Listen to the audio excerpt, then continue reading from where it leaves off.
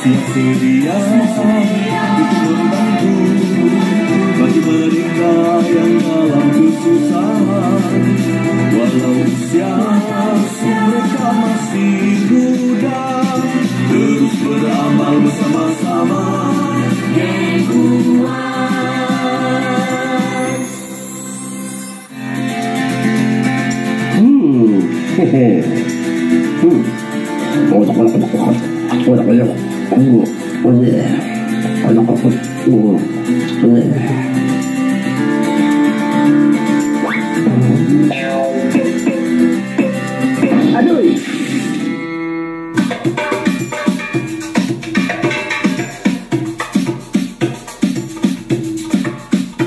Sabda Nabi Muhammad SAW yang bermaksud, yakinlah kamu dengan habatus sauda, kerana padanya itu ada penawar bagi segala penyakit kecuali mati. Jadi, dah cukuplah ubat dengan habatus sauda saja kan Ustaz? Kenapa kita perlu ubat berbeza untuk sakit berbeza? Khasiat habatus sauda adalah untuk menguatkan sistem ketahanan badan kita.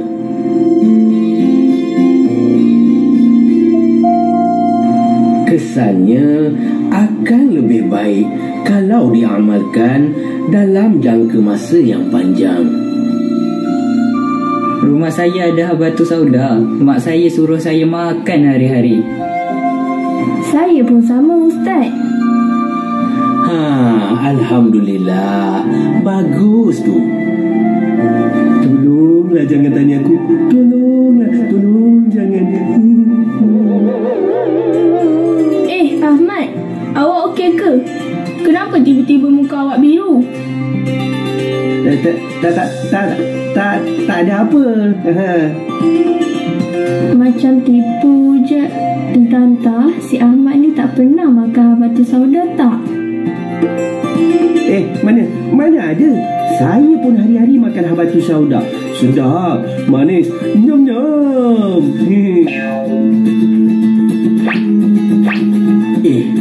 Ahmad, kamu cuba tipu kami ke ni?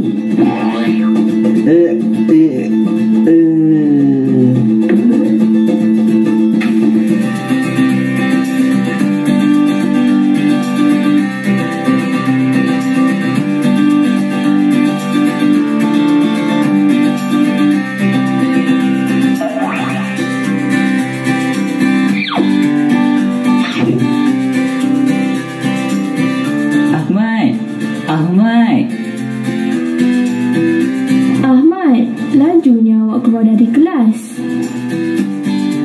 Cepatlah. Kata nak pergi makan kat pekan. Kalau makan, laju je awak ni kan, Ahmad. Hehehe.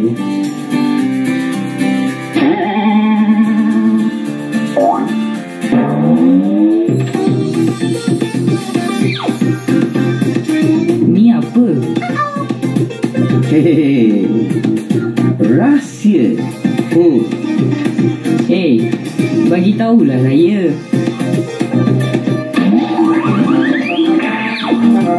Kita jumpa kat kedai Pakcik Osman.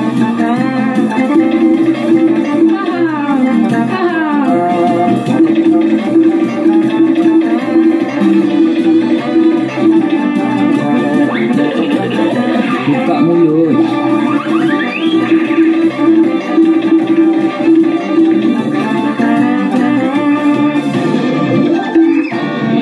Allah, sakitnya. Ahmad, tolong.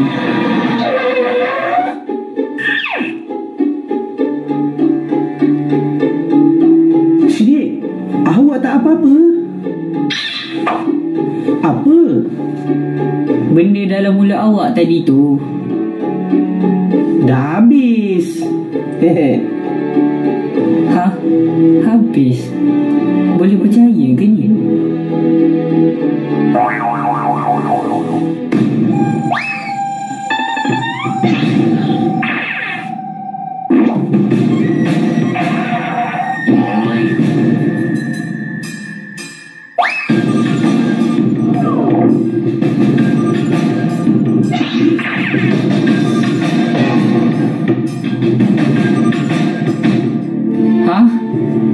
ni?